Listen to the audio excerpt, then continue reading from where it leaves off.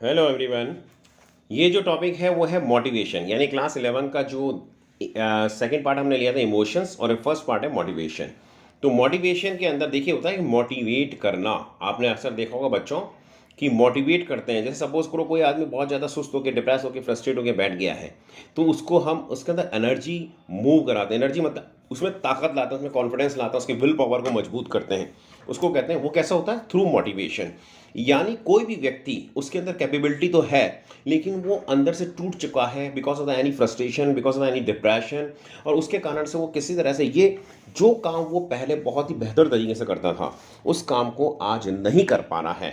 तो उसको जो ज़रूरत पड़ेगी, और जिस प्रोसेस से उसको हम वापस उसकी नॉर्मल या उससे बेटर स्टेज में लाएंगे, उसको हम नॉर्मल वे में मोटिवेशन कहते हैं। तो मोटिवेशन का है कि इंट्रोडक्शन कि the term motivation refers to the cause of the behaviour it and the behavior can be explained as a result of the maturation or learning। मतलब वही बात आ गई कि यानी कि किसी तरह से जो बिहेवियर है उसका चेंज होकर के उसका में अंदर मैचुरेशन आ गया या उसके अंदर लर्निंग आ गई। तो in general term the motivation is a set of one और मोर कंडीशन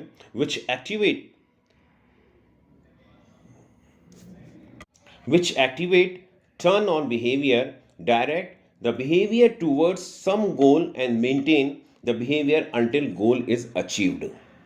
एक तरह से इनडायरेक्ट वे में हम कहें या डायरेक्ट वे में कहें तो मोटिवेशन एक वो प्रोसेस है, यानी कोई भी व्यक्ति जो काम नहीं कर पा रहा तो उसके हम उसको उसको काम करने के लिए प्रेरित कर रहे हैं। एक तरह से कह सकते हैं कि motivation is a catalyst. Catalyst आपने देखा सुना होगा वर्ड। कैटलिस्ट का मतलब होता है, एक तरह से हिंदी में कहते हैं उत्प्रेरक, जो हमारे को प्रेरित कर दे। यानी जैसे साइंस में अगर जैसे है ना कोई भी चीज़ होती है, पर्टिकुलर कोई रिएक्शन नहीं हो रही है तो उसके अंदर वो चीज़ ऐड कर देते हैं, उसको हम कैटलिस्ट कहते हैं। तो वो ऐड करते ही वो चीज़ एक्टिविटी, वो रिएक्शन होकर के वो चीज़ होने लग जाती है। इसी तरह से अगर सपोज करो कोई व्यक्ति कोई पर्टिकुलर काम नहीं कर रहा है तो उसको हम एक तरह से मोटिवेट कर रहे हैं, वो प्रोसेस मोटिवेट कर रहे हैं, उसके अंदर कॉन्फिडेंस बूस्टअप कर रहे हैं। अब आता है कि what is the meaning of the motivation. The motivation word जो है ना उसको लिया गया है लेटिन वर्ड मूवेर से, मीन्स टू मूव। नेक्स्ट है कॉन्सेप्ट। तो जो concept of the motivation refers to the action determined by the organism. यानी जो भी कोई भी एक्शन ऑर्गेनिज्म के द्वारा होगी वो जो है एक तरह से उसका कॉन्सेप्ट की तरह से कॉन्सेप्ट ऑफ मोटिवेशन की कैटेगरी के अंदर हम रख सकते हैं। अब बात आती है कि what is the definition of the motivation. So according to Morgan and King 1975, what is the motivation? It refers to the states within a person or animal that drive the behavior towards a some goal। यानी किसी गोल को प्राप्त करने के लिए कोई जो उसमें बिहेवियर होगा, चेंज होगा या स्टिमुलेट होगा, वो उसको हम एक तरह से मोटिवेशन कहेंगे।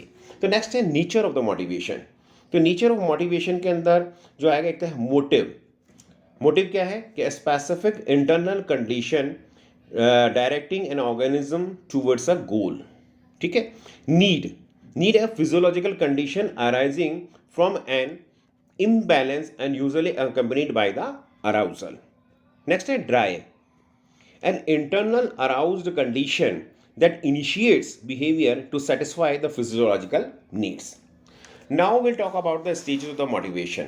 तो stages of motivation के अंदर if we talk about it has three aspects।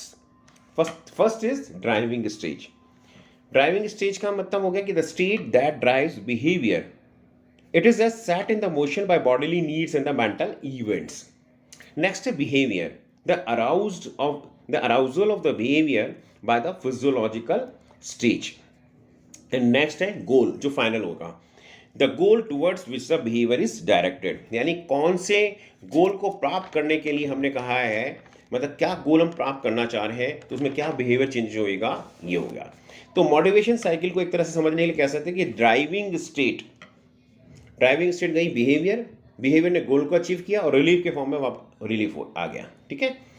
Now और इस तरह से प्रोसेस ऑफ जो मोटिवेशन में हम समझ सकते हैं कि ड्राइव से मोबिलाइजेशन ऑफ बिहेवियर हुआ, देन इंसेंटिव ड्राइव रिडक्शन हो गया। Now the classification of the drives. Classification, there are major classification of the motives: physiological or the biological motives, social motives, and the personal motives। Physiological और the biological motives में हम कह सकते हैं जैसे hunger है, it is a function of the certain physiological mechanism relating to the survival, so it is a function of the taste, smell and the appearance. Next है इसमें फ्राइडमैन एंड स्टाइक्स ने कहा था they have proposed that the stimulus for the hunger is supplied to the brain को supply करेगा. Now the multiple learning internal stimuli for the hunger. तो hunger के लिए जो मल्टीपल स्टिमुलाई होते हैं वो कौन कौन से होंगे? Blood sugar level, fat level, hypothalamic controls. Next आएगा थ्रस्ट. थ्रस्ट में आता है, हाँ यहाँ पे आप जैसे आपको सारा समझाऊँ कि ब्लड शुगर लेवल, जैसे हमारा अगर सपोज करो शुगर लेवल डाउन होगा हमको भूख सी लगेगी, तो ये हंगर स्टिमुलाई हो गया. हंगर की कैटेगरी में हमने इसमें समझ लिए जो स्टिमुलाई है वो बताने के लिए. नेक्स्ट है thrust.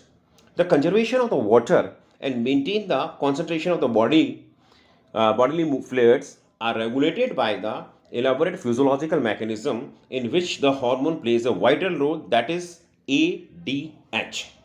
So according to the Coffer, COFER 1972, a person can feel thirsty even when the mouth is anesthetized.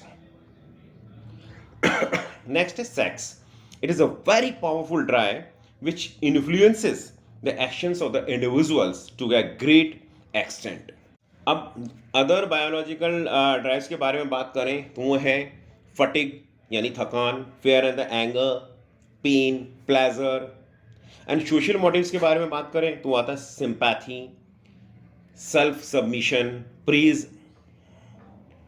और अगर हम पर्सनल मोटिव्स पे जाते हैं तो आता है कि need for the curiosity, need for the achievement, need for the power. यानी हमको क्यूरियोसिटी रहती है, ये चीज़ हमको पता करना है, ये चीज़ के अंदर हमको जानकारी होनी चाहिए. अचीवमेंट यानी हमको ये चीज़ प्राप्त करनी है, हमको इस लेवल तक पहुंचना है. नीड फॉर द पावर कि यार मेरे पास ये सो एंड सो पावर होना चाहिए कि मैं I can also give the order, ये पावर होना चाहिए, तो need for the power. Now the measurement of the motivation. तो जो मेजरमेंट ऑफ द मोटिवेशन है, so there are following major types of the motivation: the activity method and the counter balancing of the motive methods. तो counter balancing में तीन चीज़ें हो गई कि हमारी चॉइस क्या है, प्रेफरेंस क्या है और हमारा ऑब्स्ट्रक्शन क्या है. क्या चॉइस हमारी प्रेफरेंस क्या है और हमारे उस बीच को प्राप्त करने में ऑब्स्ट्रक्शंस क्या आ रहे हैं. अब बात करते हैं theories of the motivation. Motivation की जो थ्योरीज हैं वो अलग अलग थ्योरीज हैं. फर्स्ट है intrinsic motivation theory, then psychoanalytic theory, then self actualization theory जो 1954 में दी गई थी, achievement motivation theory, social learning theory and physiological theory. अब आते हैं हम बात जो करते हैं Maslow hierarchy of the motives के बारे में. मैस्लो जो 1970 में उन्होंने एक प्रपोज किया था क्या कि the motives to which he referred as needs could be arranged in a hierarchy और अ पिरामिड. एक पिरामिड के रूप में या हायरार्की रूप में समझा जा सकता है.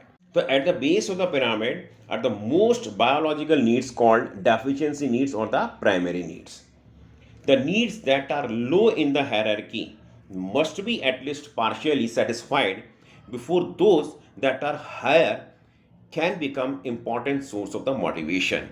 यानी उन्होंने हायरार्की में रखा था कि कौन सी नीड की ज़रूरत हमको ज़्यादा है, कौन सी नीड की ज़रूरत हमको कम है, उसके हिसाब से उनकी हायरार्की रही. तो उसमें से सबसे नीचे रखा उनका फिजियोलॉजिकल नीड्स, फिर ऊपर रखा सेफ्टी नीड्स, फिर ऊपर रखा नीड फॉर द लव, फिर रखा need for the self esteem, फिर ऊपर रखा नीड फॉर सेल्फ एक्चुअलाइजेशन. इस तरह से हायरार्की के अंदर उन्होंने इसको एक्सप्लेन किया. तो यहाँ पे हमने पूरा टॉपिक ब्रीफ के अंदर जो है मोटिवेशन का समझ लिया है. आई होप आपको समझ में आया होगा. So thanks, very very thankful. I am really very very thankful for watching a video.